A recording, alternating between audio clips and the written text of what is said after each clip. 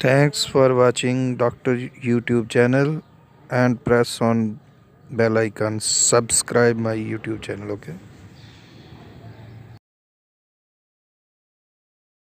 بسم الله الرحمن الرحيم حضرت ابو ہریرہ بیان کیا کہ رسول اللہ نے فرمایا امراض میں چھوت چھات سفر اور الو کی نحوست کی کوئی اصل نہیں ہے۔ اس پر ایک عربی بولا یا رسول اللہ پھر میرے اونٹوں کو کیا ہو گیا کہ وہ جب تک ریگستان میں رہتے ہیں تو ہرنوں کی طرح صاف اور خوب چکنے رہتے ہیں، پھر ان میں ایک خارش والا اونٹ آ جاتا ہے اور ان میں گھس کر انہیں بھی خارش لگا دیتا ہے۔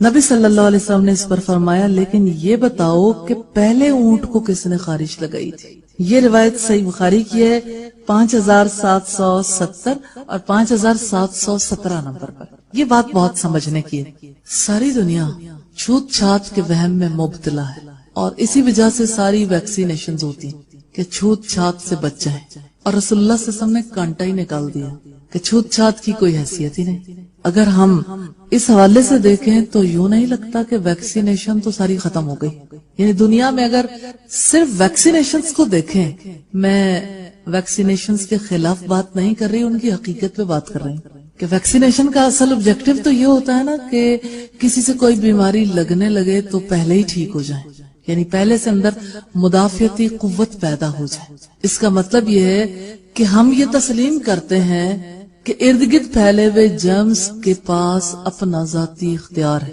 وہ جس کی باڈی میں چاہیں گھس جائیں، جہاں جی چاہے جا کے فساد پیدا کر دیں۔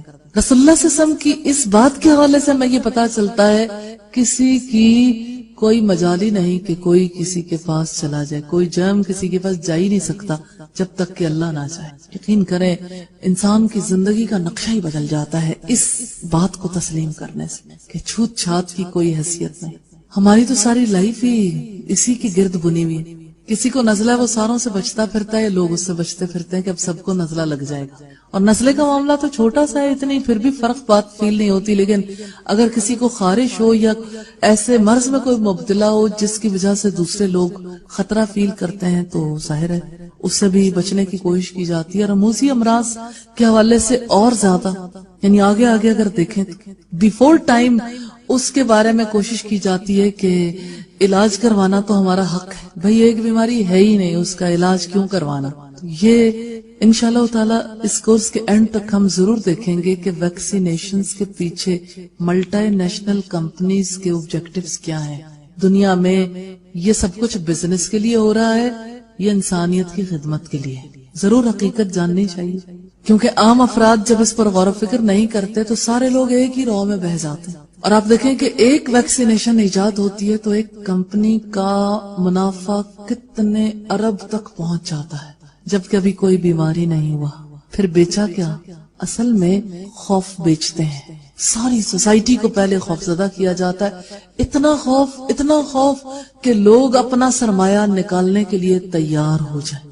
اب ورلڈ وائڈ اس کے اوپر ریسرچز آ رہی ہیں، اس کے اوپر تحقیقات آ رہی ہیں کہ جو بچوں کی ویکسین ہے، 6 بیماریوں کے نام پر جو ویکسین کی جاتی ہے، اس کے توسط سے بچوں کے اندر کیا چیز انجیکٹ کی جاتی ہے، اس کی وجہ سے کیسے بچوں کے اندر سرکشی ابھرتی ہے، کس طرح سے بچے جو ہیں وہ بالکل اپنی پیدائش کے ساتھ ہی رب سے دور ہونا شروع ہو جاتے ہیں۔ اور اسی نوعیت کی اور بھی چیزیں ایسی ہیں جن کو پڑھنے کی ضرورت ہے، اور انٹرنیشنلی یہ چیزیں اب کافی زیادہ یعنی توجہ طلب ہوتی جا رہی ہیں، اور لوگ ان کی طرف توجہ بھی کر رہے ہیں جو تحقیقات ہو رہے ہیں، اور بہت سارے لوگ ہیں جن کو یقین آ چکا وہ ویکسینیشن سے اپنے آپ کو اور اپنے بچوں کو بچا چکا۔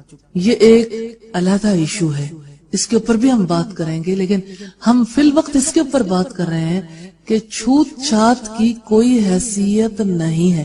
رسول اللہ نے اس کی مثال دی کہ ایک شخص نے کہا کہ میرے اونٹ بالکل صاف چکنے اور ہرنوں کی طرح تھے، یعنی بھاگتے پھرتے تھے، کوئی بیماری انہیں نہیں تھی، اور پھر اچانک ایک خارش والا اونٹ آیا اور اس نے سب کو خارش لگا دی۔ تو آپ صلی اللہ علیہ وسلم نے کتنا عمدہ حل نکالا کہ یہ بتاؤ پہلے اونٹ کو خارش کس نے لگائی تھی۔ اس کا مطلب یہ ہے کہ اللہ کی تقدیر کے بغیر کوئی مرض لاحق نہیں ہوتا۔ یہ اللہ کی تقدیر پر ایمان لانا بڑا ضروری ہے. جب مرض لاحق ہو اللہ کی طرف سے ہوتا اور علاج بھی اللہ نے اتارا ہے. اور وہم میں پڑنا جو ہے ظاہر یقین کو متاثر کرتا ہے, ایمان کو متاثر کرتا ہے. وہم میں پڑھنا تو درست نہیں ہے, تو چھوت چھات میں پڑھنے والا وہم میں پڑھتا. یہ چھوت چھات کا جو کانسیپٹ ہے نا, انسان کو انسان سے کاٹنے والا کانسیپٹ. انسان انسان سے نفرت کرتا, انسان کو قابل تنا نہیں سمجھتا, جبکہ بیماری کا اس کے ہاتھ میں تو اختیار نہیں ہے. اس کو جہاں سے بیماری لگی وہ بھی اللہ کے اذن سے, اور جس کو آگے لگے گی وہ بھی اللہ کے اذن سے. اس میں کوئی شک نہیں کہ جرمز اثر انداز ہوتے ہیں, لیکن اللہ کی اجازت کے بغیر نہیں. اثر انداز اسی پہ ہوں گے جس کے لیے اللہ کی تقدیر ہے, وہ چاہے کوئی آئے یا نہ آئے. وہ جو کام ہونا ہے وہ تو طے شدہ ہے, وہ ہو ہی جانا ہے. تو وہم میں مبتلا ہونے کا کیا فائدہ ہے, سوائے نقصان کے کوئی فائدہ نہیں. انسان ہی نہیں رہتا. انسان جو چھوت چھات میں مبتلا وہ بیچارہ وہم میں مبتلا ہے, اپنی جگہ سکڑا بیٹھا. دوسرے کے دل میں یہ خیال آتا ہے اس نے اپنے آپ کو بڑا سمجھا, یہ تکبر میں مبتلا, اس کا دل بھی دکھ گیا, تو انسانی تعلقات متاثر نہیں ہوتے. تو اللہ کے رسول صلی اللہ علیہ وسلم نے کس طرح سے, کتنی پیاری آپ کی گفتگو تھی, کتنا پیارا آپ کا انداز تھا. اچھا یہ بتاؤ, پہلے اونٹ کو خارش کس نے لگائی تھی؟ کچھ اور نہیں کہا. اب ایک انسان کا ذہن مصروف کر دیا کہ وہ سوچے اور پھر کچھ نہ پائے اور اللہ کو موجود پائے کہ ہاں اسے تو اللہ نے لگائی تھی, تو پھر آپ کو کس نے لگانی؟ اللہ نے. اور اگر اللہ سے پناہ مانگیں گے تو اللہ بچائے گا, اور اللہ نے طے کر رکھا ہے تو کوئی بچا نہیں سکتا. تو پاور کس کے ہاتھ میں؟ اختیار اللہ کے ہاتھ. جب ہم وہم میں مبتلا ہوتے ہیں تو ہمارا یقین خراب ہوتا ہے, ایمان خراب ہوتا ہے. یہ حدیث جو تھی یہ صحیح بخاری کی تھی 5770 اور 5717, اور حدیث نمبر 10 سے حضرت ابو ہریرہ نے بیان کیا کہ رسول اللہ نے فرمایا چھوت کی کوئی حقیقت نہیں. آپ صلی اللہ علیہ وسلم کے الفاظ ہیں لا ادوا, چھوت کی کوئی حقیقت نہیں ہے. یہ روایت صحیح بخاری کی ہے 5773 نمبر. اس سے ہمیں یہ پتا چلتا ہے کہ اصل حقیقت اللہ کی ذات کی ہے, کیونکہ اللہ کے چاہنے سے ہوتا جو کچھ ہوتا. تو جو چھوت کو اصل حقیقت سمجھتا ہے وہ چھوت سے بچتا پھرتا ہے, اور جو اللہ کو اصل حقیقت سمجھتا ہے وہ اللہ کی طرف رجوع کرتا ہے اور اللہ سے ڈرتا ہے. تو اب آپ مجھے یہ بتائیے کہ اللہ کے ڈر کے راستے میں حائل کیا چیز؟ وہم حائل ہے. حدیث نمبر 11 ہے, حضرت ابو ہریرہ نے بیان کیا کہ رسول اللہ نے فرمایا کوئی شخص اپنے بیمار اونٹوں کو کسی کے صحت مند اونٹوں میں نہ لے جائے. حضرت ابو ہریرہ نے پہلی حدیث کا انکار کیا. ہم نے حضرت ابو ہریرہ سے عرض کیا کہ آپ ہی نے ہم سے یہ حدیث نہیں بیان کی کہ چھوت یہ نہیں ہوتا. پھر وہ غصے میں حبشی زبان بولنے لگے. ابو سلمہ بن عبد الرحمن نے بیان کیا کہ اس حدیث کے سوا میں نے حضرت ابو ہریرہ کو کوئی اور حدیث بھولتے نہیں دیکھا.